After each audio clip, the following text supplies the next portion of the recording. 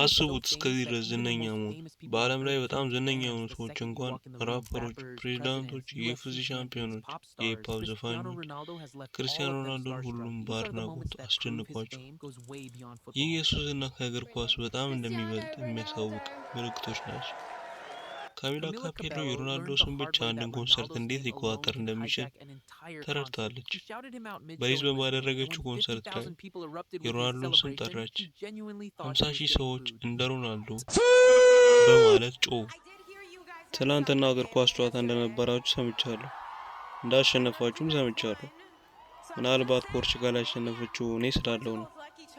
ትላንት ያገኘሁት አንድ ደጋፊ በፖርቹጋልኛ እንኳን ደስ አላችሁ ፖርቹጋል ማለት አስተምሮኛል። ሊል ወይን ለረጅም ጊዜ አዲስ ዘፈን ሳይለቅ ሰዎች የት ጠፋ እያሉ ሲጠይቁት በድንገት ከሮናልዶ ጋር አንድ ብዙ ዓመት እንደቆየ ጓደኛ ተቀምጠው የሚያሳይ ቪዲዮ ለቀቀ። እስከዚያው እየሰራው ነው። እናም ከሴቶች ጋር ያለኝን ግንኙነት ለማሻሻል እየጣርኩ ነው። ከባድ ነው ወንድሜ። ከእንግዲህ ጉዳዩ ሙዚቃ ብቻ አይደለም። ያው ህይወቴን ለማሻሻል እየጣርኩ ነው።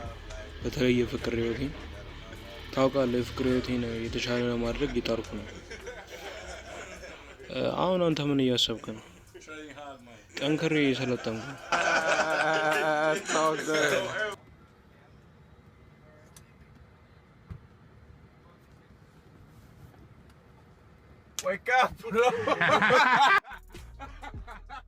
ኮነር ማክግሬገር በማንም ሰው የማይደነቅ ሰው በመሆኑ ስሙን ገንብቷል። ግን ከሮናልዶ ጋር ሲገናኝ ያ ሁሉ በአንድ ቅጽበት ተቀየረ። እንዴት ነው ወንድሜ? ደህና ነኝ። አንተስ? በጣም ጥሩ ነኝ። ስንት ዓመት ነው?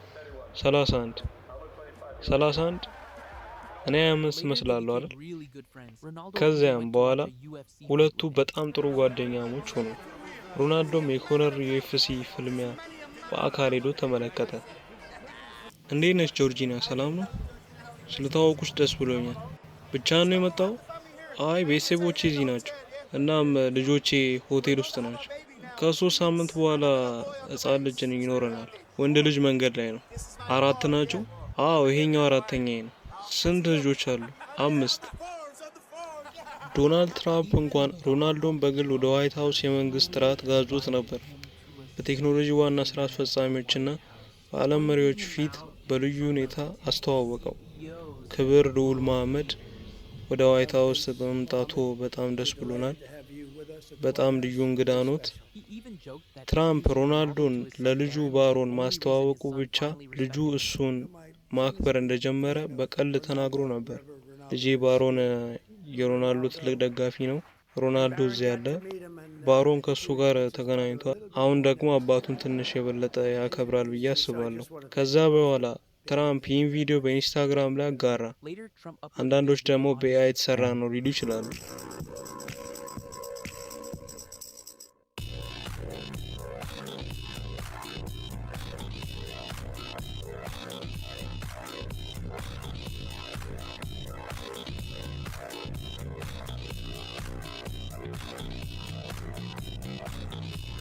ከጥቂት ቀናት በኋላ ትራምፕ ከሮናልዶ በፊርማ የተፈረመ ማሊያ ተቀበለ።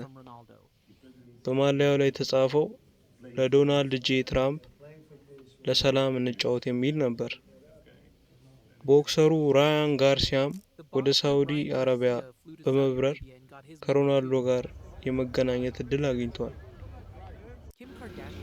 ኪም ካርዳሽያን ለመናገር ባትፈልግም ከሮናልዶ ጋር ከተለያዩ በኋላ አሁንም ትልቅ ደጋፊው እንደሆነች ይታያል። በ2010 ሁለቱ አብረው ነበሩ። ክርስቲያኖ ሮናልዶን ዴት አርገሽው ታውቂያለሽ ወይ? ቀጣይ ጥያቄ፣ እሱን መሳም አስበሽ ታውቂያለሽ? ብዙ ነገሮችን አስቤ ነበር። አይ እየቀለድኩ ነው። የኪም ልጆችም የሮናልዶ ታላላቅ ደጋፊዎች ናቸው። ልጇ ሴንት ከሮናልዶ ጋር ሲገናኝ በደስታ ሊሞት ነበር። እስከ ዓለም አቀፍ ትላልቅ ኮከቦች ድረስ ሁሉም በሮናልዶ ፊት ይደነቃሉ። ጄኒፈር ሎፔዝ ለእህቷ ልጅ የልደት ስጦታ እንደሆነ ክርስቲያኖ ሮናልዶን ያስተዋወቀችበት ትክክለኛ ቪዲዮ ተመልከቱ። እሷ የማድሪድ ደጋፊ ናት። ሁሉም ጨዋታ ታያለች። ጨዋታ ሲኖር እንድትሰራ ማድረግ ራሱ አልችልም። እብድ ነው የምትሆነው። እውነት ለመናገር የአንተ ትልቅ አድናቂ ናት። ዛሬ ልደትሽ ነው? እሱን ሳየው ማመን አልቻልኩም። ጎል ሲያስቆጥር ሁል ጊዜ ጮኻለሁ። አሁን ግን ከፊቴ ይቆማል። መልካም ልደት። ነገር ግን ሮናልዶን ከሌሎች ሁሉ የሚለየው ይህ ነው። የሚወዳደረው ጥያቄ ብቻ ሲነሳ ይቀየራል። ትናንት ሜሲና ምባፔ 2 ጎል አስቆጥረው ቀጥል። አንድ ጥያቄ ተጠየቀ፣ እንደ ጥያቄ ይወሰናል። ማንም የማይጠላ ከሆነ በህይወት ትልቅ ነገር እየሰራህ አይደለም። የኮሎምቢያው ዘፋኝ ሸኪራ ግን ሮናልዶን ብዙም አትወደውም። ሮናልዶ በባርሴሎና ላይ ጎል ሳያስቆጥር ሲቀር ደስ ሲላት ተመልከቱ።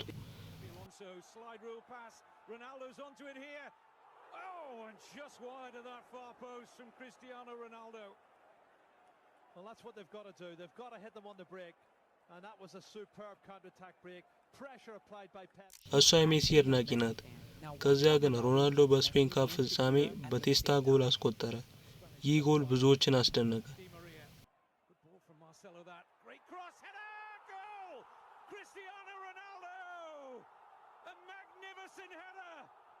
Real Madrid with a breakthrough. What a big goal that could turn out to be. She literally started crying. The time when Ronaldo met one of his big ከዛ በኋላ ሮናልዶ ከትልቅ አድናቂዎቹ አንዷ ጋር ተገናኘ። እሷ ደስታዋን መቋጠር ስላልቻለች ያለማቋረጥ ማልቀስ ጀመረች። ይህ ቅጽበት ሮናልዶን በጣም ነካው። እስከ ራሱ ቻናል ላይ እስኪያጋራው ድረስ።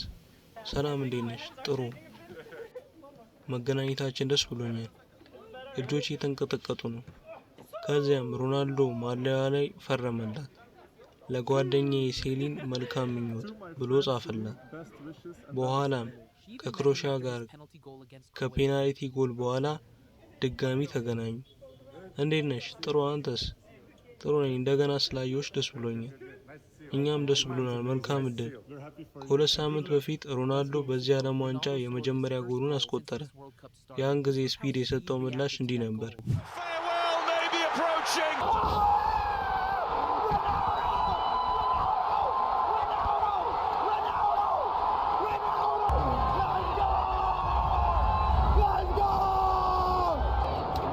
እድሜው 41 ዓመት ቢሆነውም ገና 20 ዓመት እንዳለ ይጫወታል።